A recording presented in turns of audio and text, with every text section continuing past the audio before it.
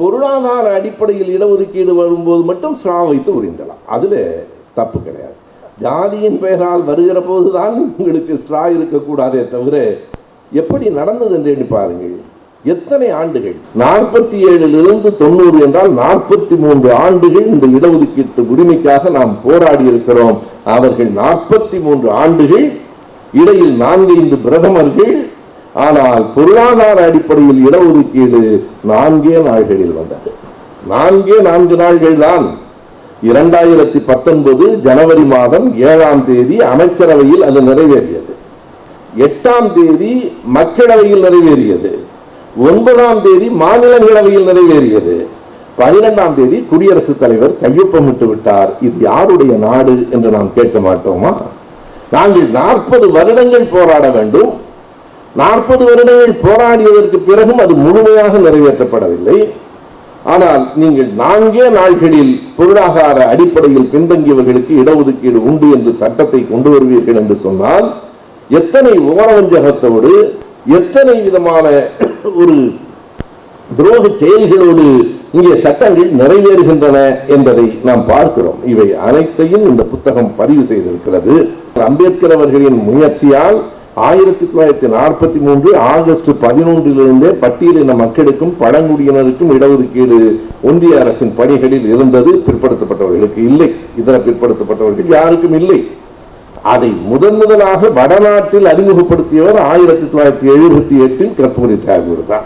1992 November 16ஆம் தேதி கொடுக்கப்பட்ட அந்த தீர்ப்பு இன்று என்ன எழுதுகிறது என்றால், இது ஒரு அநியாயம். எது இடஒதுக்கீடு என்பதே அநியாயம். நாம் தான் சொல்லுவோம். அவள் என்ன சொல்லுவாங்கன்னா, பிறப்புங்கிறது பூர்வ ஜென்ம புண்ணியமோ இல்லையோ என்று சொன்னவர்கள் இப்போ அவனுக்கு ஆபத்து வந்தவுடனே பூர்வ ஜென்ம புண்ணியத்தை எல்லாம் விட்டுட்டு it is an accident of birth என்கிறான். பிறப்பு என்கிற அந்த விபத்தை வைத்துக் கொண்டுதானே நீங்கள் சமூகத்தில் ஏற்றத்தாழ்வை கற்பித்தீர்கள். எண்ணி பார்க்கலாம். எப்போதும் அவளுக்கு ஒரு சட்டம், நமக்கு ஒரு சட்டம் வைத்திருப்பார்கள். 2 சட்ட புத்தகம் இருக்கிறது. சங்கராச்சாரியாரும் இந்த மண்டலை எதிர்த்தார். எந்த சங்கராச்சாரியார்? அந்த புத்தகத்தில் இருக்கிற, அப்படியே நான் மேற்கோளாக காட்டுகிறேன், ஓடி போய் திரும்பி வந்து சங்கராச்சாரியார். ஓடி போய் என்றால் ஓட்டப்பந்தயத்துக்கு அல்ல, ஹரிஜனங்களுக்கும் பழங்குடியினருக்கும் மட்டும் வேண்டுமானால் இடஒதுக்கீடு கொடுக்கலாம். அதுவும் 10 ஆண்டுகளுக்கு கொடுத்தால் போதும். இவர் குடியரசுத் தலைவருக்கு மேலே இவர் தமிழர் தலைவர் ஐயா ஆசிரியர் அவர்களே, இந்த நிகழ்விற்கு தலைமையேற்றிருக்கிற கழகத்தின் துணைத் தலைவர் கவிஞர் கலி பூங்குன்றன் அவர்களே, உலகத் தலைவர் பெரியார் என்னும் நூலை வெளியிட்டு உரையாற்ற இருக்கிற அண்ணன் பீட்டர் அல்போன்ஸ் அவர்களே, வரவேற்புரை ஆற்றி இருக்கிற நண்பர் குமரேசன் அவர்களே, நன்றி உரை கூற இருக்கிற தோழர் இன்பக்கனி அவர்களே, தொகுப்புரை வழங்கி கொண்டிருக்கிற தோழர் பிரின்ஸ் அவர்களே, இந்த நூலின் ஆசிரியர்களில் ஒருவரான தோழர் கோ கருணாநிதி அவர்களே, கூடியிருக்கும் நண்பர்களே, அனைவருக்கும் என் அன்பு வணக்கம். மண்டல் குழுவும் திராவிடர் கழகமும் என்னும் நூல் ஒரு ஆவணங்களின் பதிவு. விரிவாக பேச வேண்டிய நூல்தான். ஆனால் இந்த அரங்கில் இருக்கிற அத்தனை பேரும் பெரும்பான்மையாக அறிந்த செய்திகள். ஆனால் அவற்றை ஆவணப்படுத்தி இருக்கிறார் நண்பர் கருணாநிதி. இந்த அரங்கில் இருக்கிறவர்கள் அறிந்த செய்தி என்று நான் சொன்னேனே தவிர, தமிழ்நாட்டில் இந்தியாவில் இருக்கிறவர்கள் அறிய வேண்டிய மிக முக்கியமான செய்திகள் அதிலே அடங்கி இருக்கின்றன. இந்த 2 புத்தகங்களிலும் 2 விதமான வில்லங்கங்கள் இருக்கின்றன. இப்போது ஆசிரியர் அவர்களோடு அதை பற்றி பேசிக் கொண்டிருந்தேன். உலகத் தலைவர் பெரியார் என்னும் புத்தகம் முழுக்க முழுக்க ஐயா அவர்கள் திமுக கழகத்தை விமர்சனம் செய்து கொண்டிருந்த காலத்தை குறிக்கிற புத்தகம். ஆனால் பீட்டர் எப்படி பேச போகிறார் என்று எனக்கு தெரியாது. எனக்கு இருக்கிற சிக்கல் என்னவென்றால், மண்டல் குழு பற்றிய நான் வெளியிட்டிருக்கிற அந்த புத்தகம் முழுக்க முழுக்க காங்கிரஸ் கட்சியை விமர்சிக்கிற காலகட்டத்தில் இருக்கிற புத்தகம். அதை நான் வரும்போது அந்நிடத்தில் சொல்லிவிட்டேன். ஏனென்றால் உள்ளே ஒரு குறிப்பு இருக்கிறது. இன்றைய பாஜகவினர் பலர் அன்றைக்கு காங்கிரஸில் இருந்தார்கள். காலங்கள் மாறி போயிருக்கின்றன. எப்படி மாறி போயிருக்கிறது என்றால், ஐயா திமுக கழகத்தை விமர்சித்த காலம் ஒன்று உண்டு. ஆனால் இன்றைக்கு என்ன நிலை? இன்றைக்கு காலையில கலைஞர் 100 கவிதைகள் 100 என்னும் ஒரு புத்தகத்தை முதலமைச்சர் வெளியிட நம்முடைய அன்பிற்குரிய ஆசிரியர் அவர்கள் பெற்றுக்கொண்டார்கள். அந்த புத்தகத்தில் முதலமைச்சர் ஐயாவுக்கு ஒரு கையொப்பமிட்டு கொடுத்திருக்கிறார். என்ன கையொப்பமிட்டிருக்கிறார் என்றால் பெரியார் வாழ்க என்று எழுதி முதலமைச்சர் கையொப்பமிட்டிருக்கிறார்.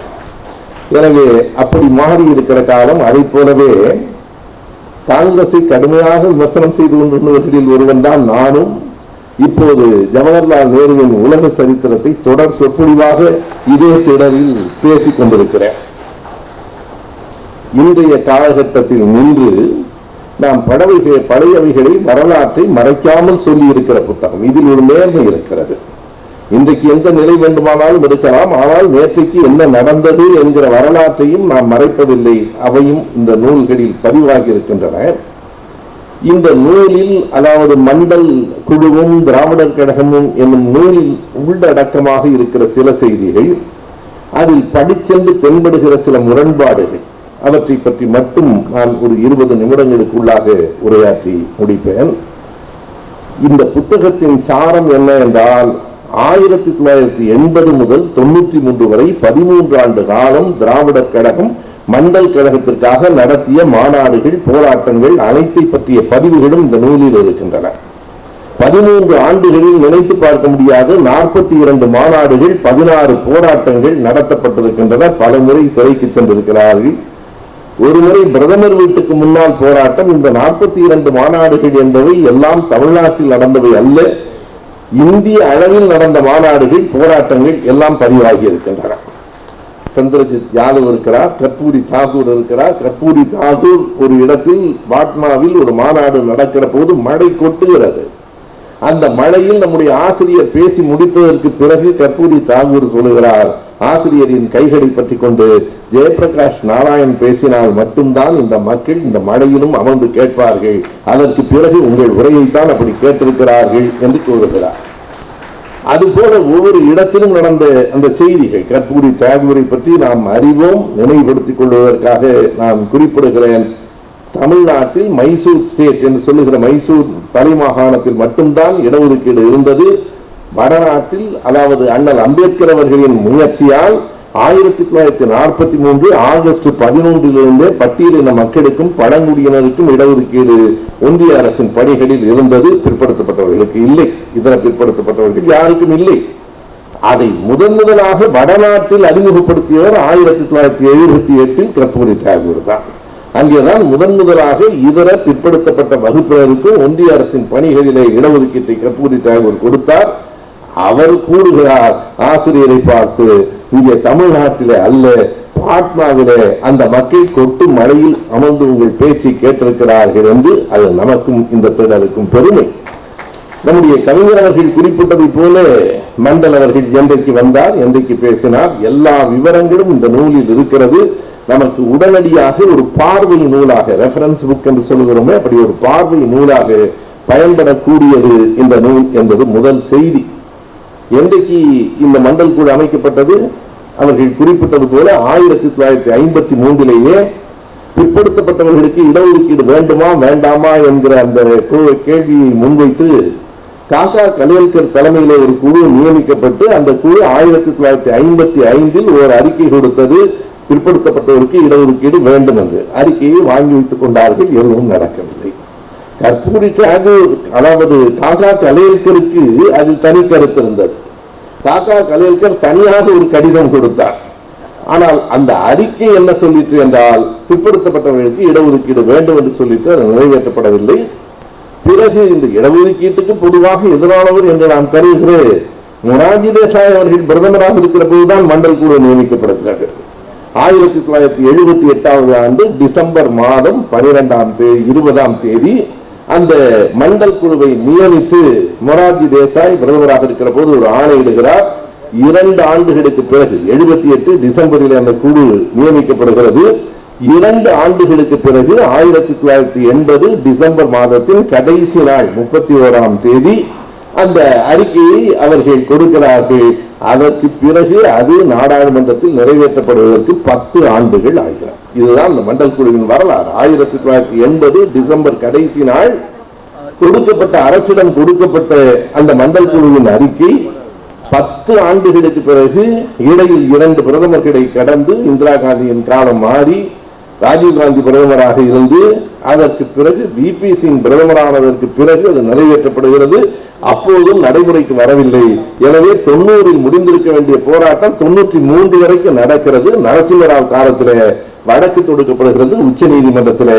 1992 நவம்பர் 16ஆம் தேதி கொடுக்கப்பட்ட அந்த தீர்ப்பு ஒன்று ஏற்கிறது, இந்த இடஒதுக்கீடு சரி என்று ஏற்கிறது. அதே நேரத்தில் இன்னொன்றையும் சொல்லுகிறது, 10% பொருளாதாரத்தில் பலவீனமானவர்களுக்கு ஒதுக்கப்படுகிற இடஒதுக்கீட்டை மறுக்கிறது. இருப்பினும் கூட அந்த தீர்ப்பிலே தான் 92 நவம்பரில் வந்த அந்த தீர்ப்பிலே தான் வளர்ந்த பிரிவினருக்கு உச்சவரம்பு கிரீமி லேயர் என்பது முதலாக அரசமைப்பு சட்டத்துக்கு வெளியிலிருந்து சொல்லப்பட்டது அந்த தீர்ப்பிலே தான். இவையெல்லாம் ஒரு பக்கம். ஆனால் என்ன வியப்பு என்றால், இந்த மண்டல் குழு அறிக்கை அரசிடம் கொடுக்கப்பட்டது. மக்களிடம் வருவதற்கு முன்பே எதிர்ப்புகள் தொடங்கிவிட்டன. 2 எதிர்ப்புகளை குறிப்பாக சொல்ல வேண்டும். இந்து ஆங்கில ஏடு, இன்றைக்கு இந்து ஆங்கில ஏட்டிலும் மாறுபாடுகள் இருக்கின்றன. என்றும் தமிழர் தலைவர் என்று ஐயா பெரியாரை பற்றி இந்து புத்தகம் வெளியிடுகிறது. காலங்கள் மாறுகின்றன. ஆனால் அன்றைக்கு அவர்கள் என்ன தலைப்பு கொடுத்தார்கள் என்றால், அந்த மண்டல் குழு என்ன சொன்னது என்று தெரியாது, அந்த அறிக்கை வெளிவரவில்லை. ஆனாலும் அவர்கள் கொடுத்த தலைப்பு பரி த மண்டல் கமிஷன். மண்டல் கமிஷன் குழுவின் அறிக்கையை புதையுங்கள். ஆசிரியர் அடுத்த நாள் ஒரு தலைப்பில் எழுதினார், பரி த மண்டல் கமிஷன் என்பதற்கு மாற்றாக ஹரி த ஹண்டல் கமிஷன் என்று எழுதினார். மண்டல் குழுவின் அறிக்கையை நடைமுறைப்படுத்துவதை விரிவுபடுத்துங்கள். ஆசிரியர்களிடத்தில் நிருபர்கள் அடுத்த நாள் கேட்கிறார்கள், அந்த மண்டல் குழு அறிக்கையே வரவில்லையே, அதை விரைவுபடுத்துங்கள் என்று சொல்லுகிறீர்களே, அதனுடைய உள்ளடக்கம் என்ன என்று உங்களுக்கு தெரியுமா? தெரியாமலேயே அதை நடைமுறைப்படுத்த வேண்டும் என்று ஏன் சொல்லுகிறீர்கள் என்கிற போது ஆசிரியர் கேட்கிறார், நீங்கள் இந்துவிலும் ஒரு வார்த்தை கேட்டுவிட்டு வாருங்கள். அந்த அறிக்கை வரவே இல்லைதானே? வரவே இல்லாத ஒரு அறிக்கையை புதைக்க வேண்டும் என்று அவர்கள் சொல்லுகிற போது பேசாமல் இருந்த நீங்கள் விரைவுபடுத்த வேண்டும் என்று சொல்லுகிற போது என்னிடம் மட்டும் ஏன் கேட்கிறீர்கள் என்று கேட்கிறார். இதுல நண்பர் கருணாநிதி அவர்கள் அன்றைக்கு இன்று எழுதியிருந்த அந்த தலையங்கத்தின் 2 வரிகளை எடுத்துக் கொடுத்திருக்கிறார். மிக முக்கியமான வரிகள். இன்று என்ன எழுதுகிறது என்றால், இது ஒரு அநியாயம். இது இடஒதுக்கீடு என்பதே அநியாயம். எப்படி அநியாயம்? அவர்கள் அதில் எழுதியிருக்கிற அந்த வரிகளை எடுத்துக் கொடுத்திருக்கிறார். It is a strange logic to note that one cannot get any privilege, one cannot get any privilege just because of an accident of birth in one particular caste. இதுதான் அந்த வரி. அதாவது ஒரு குறிப்பிட்ட ஜாதியில் பிறப்பு என்கிற விபத்து நடந்து விட்டதற்காக நாம தான் சொல்லுவோம், பிறப்பு ஒரு விபத்துடா, இயற்கை பாவத்தின் சம்பளம் அல்ல, மரணம் பாவத்தின் சம்பளம் அல்ல, மரணம் என்பது இயற்கையின் ஒன்று, ஒரு கூறு. பிறப்பும் இறப்பும் இயற்கையானவை, 2 விபத்துகள். நாம் தான் சொல்லுவோம். அவள் என்ன சொல்லுவாங்கன்னா, பிறப்புங்கிறது பூர்வ ஜென்ம புண்ணியமோ இல்லையோ என்று சொன்னவர்கள் இப்போ அவனுக்கு ஆபத்து வந்தவுடனே பூர்வ ஜென்ம புண்ணியத்தை எல்லாம் விட்டுட்டு it is an accident of birth என்றான். just because of an accident of birth in one particular caste என்று சொல்லி அது நியாயம் இல்லை. எனவே ஒரு குறிப்பிட்ட ஜாதியில் பிறப்பு என்கிற விபத்து நிகழ்ந்து விட்டதற்காக அந்த உரிமைகள் மறுக்கப்படுவது நியாயமில்லை என்று அவர்களுக்கு மறுக்கப்படுகிற போதுதான் அவர்களுக்கு தெரிகிறது. ஆனால் என்ன செய்தி என்று கேட்டால், பிறப்பு என்கிற அந்த விபத்தை வைத்துக் கொண்டுதானே நீங்கள் சமூகத்தில் ஏற்றத்தாழ்வை கற்பித்தீர்கள். பிறப்பு என்பது விபத்து தான் என்றால் அந்த விபத்திலே ஒருவன் உயர்ந்தவனாகவும் இன்னொரு விபத்திலே பிறந்தவன் தாழ்ந்தவனாகவும் எப்படி ஆக முடியும்? இதைத்தான் நாம் கேட்டோம். எண்ணி பார்க்கலாம். எப்போதும் அவளுக்கு ஒரு சட்டம், நமக்கு ஒரு சட்டம் வைத்திருப்பார்கள். 2 சட்ட புத்தகம் இருக்கிறது. ஐயா பெரியார் அவர்கள் நெடுங்காலம் வாழ்ந்தால் என்ன சொல்லுவார்கள் என்றால், எல்லாம் கடவுள் சோதிக்கிறான், ஐயா போட்டு வச்சிருக்கிறான், கடவுள் இல்லைன்னார்ல, கடவுள் சோதிக்கிறான். ராஜாதியும் வாழ்ந்தார், அது பகவான் அருள். என்னடா உங்கால் வாழ்ந்தா பகவான் அருள், எங்க தலைவர் வாழ்ந்தால் மட்டும் அது கடவுள் சோதிக்கிறாரா? எனவே இது இயல்பாக இப்படித்தான் அவர்கள் எல்லாவற்றுக்கும் 2 சட்டங்களை வைத்திருக்கிறார்கள் என்பதை இது காட்டுகிறது.